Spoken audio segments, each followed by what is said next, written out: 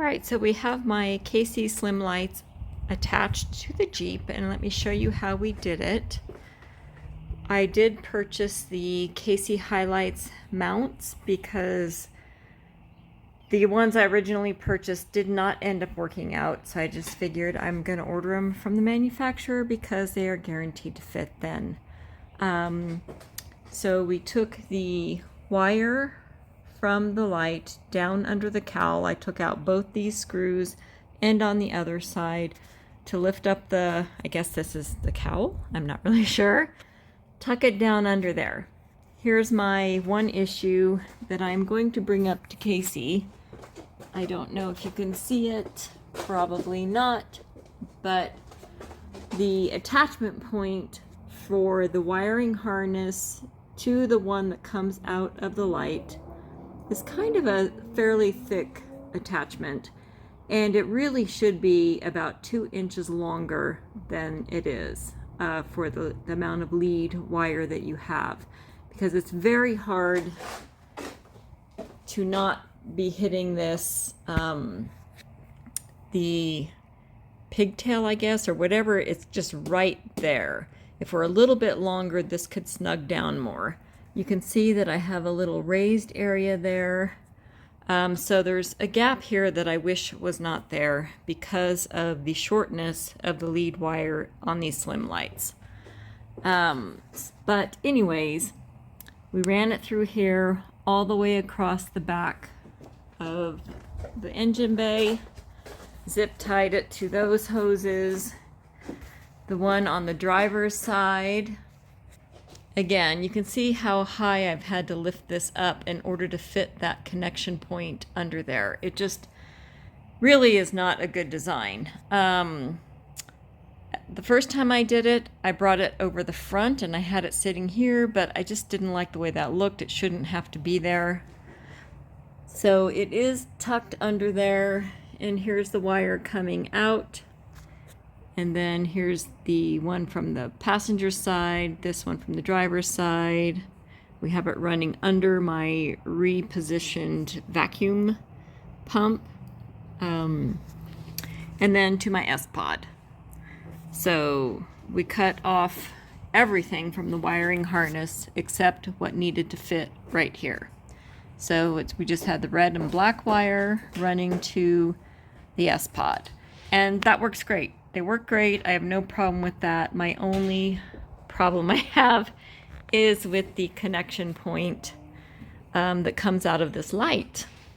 And let me take off the cover. Okay, cover is off. And I did buy red KC decals on Etsy to go over the yellow. And they mostly worked. They weren't the K's were good, the C was slightly off, but I made it work with a little red Sharpie.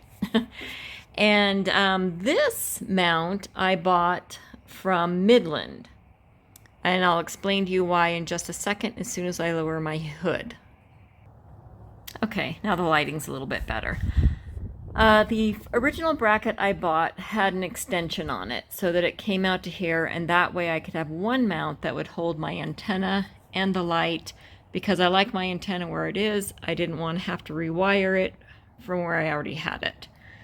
So I found out Midland makes this extension bracket, and I just put it on underneath the KC bracket.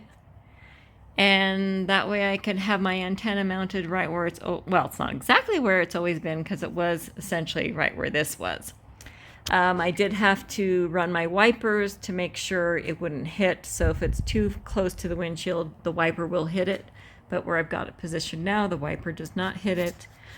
And I did buy Casey's, I don't know I forget what they're called, like theft-proof nuts on there. And it has a socket that fits it so that somebody just can't come along and undo my light. I mean, they'd have to cut the wire too, so it's kind of difficult anyways, but I figured why not? They're expensive lights, right?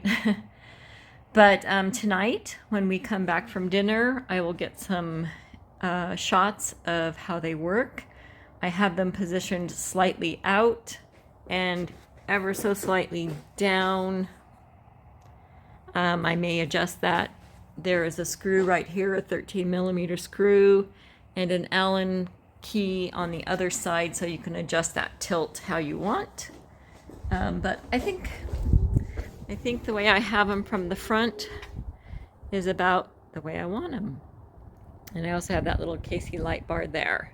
So I wanted these mostly for ditch lighting and side lighting. So that's it. It was an easy install, except for the fact that I think the lead wire off the lights should be about 2 inches longer. All right, so here I am outside. I just have my regular headlights on. Those are my high beams. This is my 10-inch KC light bar, and now I will turn on the Slimlite ditch lights.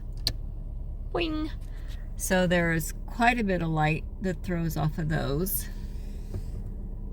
There's the other one. And now I will turn my high beams off and turn the light bar off. And the ditch lights are still on, so I would not have that lighting off to the side. Let me back up a little bit, and then let me turn them off. So all of that is in the dark. Now it's in the light.